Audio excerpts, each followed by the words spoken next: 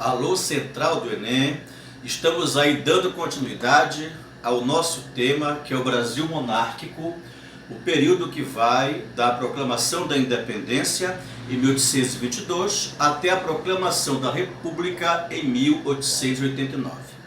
Nós trabalhamos já a primeira fase do período monárquico, que foi o primeiro reinado. E estamos trabalhando em duas aulas a segunda fase, que é o chamado período regencial, que vai da abdicação de Dom Pedro I em 1831 até a coroação de Dom Pedro II no famoso golpe da maioridade em 1840. E esse tema nós dividimos em dois períodos: a fase de turbulência política e as mudanças políticas que aconteceram durante a fase regencial. E nesta aula de hoje, para encerrar o assunto, nós iremos trabalhar exatamente as revoltas regenciais. Foram mais de 20 revoltas nesse conturbado, instável período em que o Brasil esteve ameaçado de implodir, de se fragmentar territorialmente e de virar vários países. Dessas mais de 20 revoltas, há uma tradição em se trabalhar 5 delas que vão ser trabalhadas hoje: a cabanagem, a balaiada, a sabinada, a farroupilha e o levante dos malês. Começando aí, nós temos o mais conhecido movimento social, o mais importante movimento social da história do Brasil, que foi a cabanagem, que aconteceu no Grão-Pará, que na época era toda a Amazônia, e foi de 1805 a 1840. Por que a cabanagem é considerada a mais importante revolta social da nossa história? É simples, foi o único movimento em toda a nossa história do Brasil em que o povo conseguiu derrubar do poder as elites, tomar o poder e colocar no poder suas lideranças. Não há, antes da cabanagem, não há depois da cabanagem, um movimento que vem de baixo, em que quem está no poder é derrubado e é colocado nesse poder lideranças desse movimento.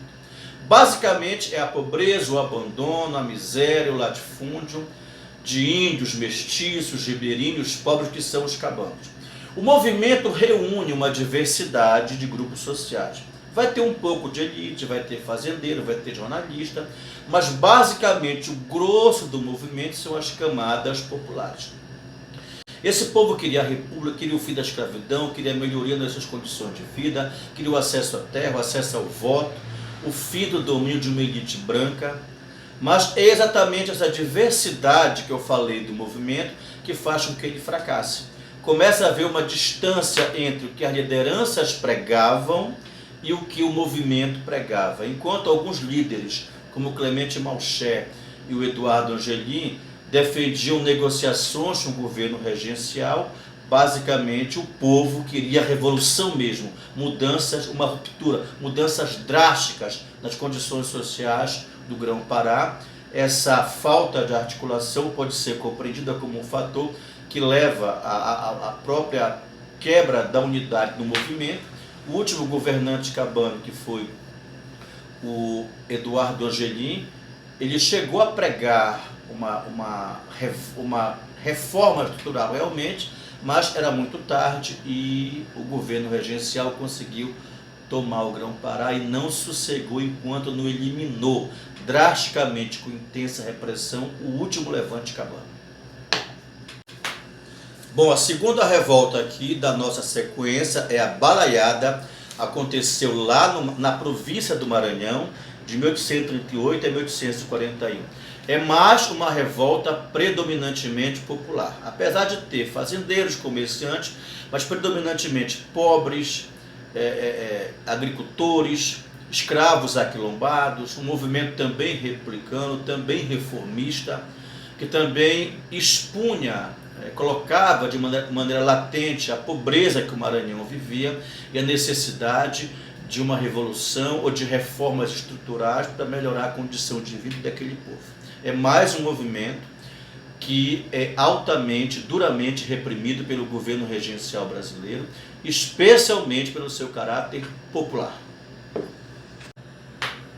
Dando continuidade, temos também a Sabinada, movimento regencial, revolta regencial, que eclodiu na Bahia entre 1837 e 1838.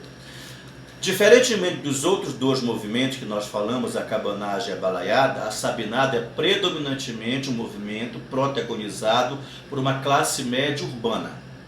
Um movimento influenciado pelo pensamento liberal, um movimento que questionava o centralismo, o autoritarismo da fase regencial, um movimento que eclode em função do recrutamento forçado de baianos para combater a farroupilha, mas um movimento separatista, mas com uma diferença: proclamação de uma república independente na Bahia até a maioridade de Dom Pedro II. Né? Então seria mais ou menos uma parcial separação, já que se defendia que quando Dom Pedro II fosse coroado, a Bahia voltaria a integrar o Império Brasileiro. Claro, o movimento foi duramente reprimido, é mais um separatismo que é contido pelas forças regenciais.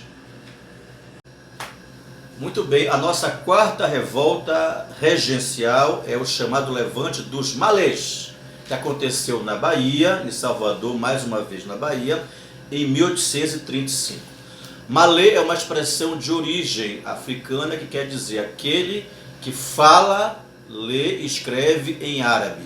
Na verdade, eram africanos escravizados, foram africanos escravizados da região do Reino de Mali, que foi uma região dominada pelo islamismo, que fez parte da expansão muçulmana, daí também Malê. Então, a entrada de milhares de escravos africanos de origem muçulmana, de origem islâmica, na região da Bahia. Inclusive, essa questão da religião islâmica, de serem muçulmanos, serem islâmicos, garante um fator de unidade a esse movimento. Foram mais de 1.500 revoltosos, malês, na Bahia. Esse movimento reunia escravos e também negros libertos, mas principalmente escravos urbanos.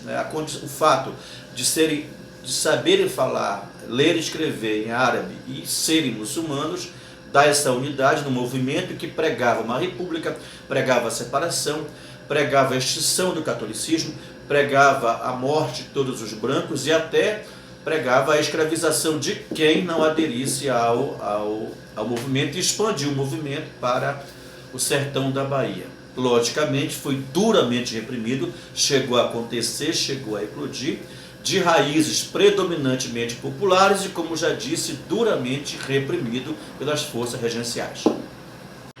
Muito bem, e no estado mais gelado do Brasil, olha aqui o friozinho gaúcho, houve a mais longa revolta regencial do Brasil, também separatista, a Farroupilha, Rio Grande do Sul, 1835-1845. Essa aqui foi de elite.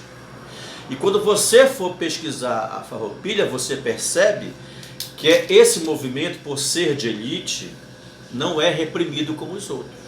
Envolveu a elite gaúcha, ela conseguiu trazer camadas populares, mas basicamente o interesse é da elite do charque, insatisfeita com os impostos, insatisfeita com a concorrência do charque argentino e uruguaio, uma elite, um estado, uma região que foi construído através de muita luta, muita presença militar, uma região sempre de fronteira, uma experiência militar dos gaúchos que leva à proclamação, à separação de parte da região sul, incluído o Rio Grande do Sul e Santa Catarina. Por 10 anos, os gaúchos separaram aquele espaço do Brasil, uma república independente. Mais um movimento separatista que não sofreu repressão, vale ressaltar. Houve negociação do governo, houve anistia, houve incorporação dos revoltosos ao exército brasileiro, houve inclusive o atendimento das questões de impostos para atender as reivindicações da elite gaúcha. Você percebe que os outros movimentos predominantemente populares, o governo reprime mesmo, especialmente a cabanagem.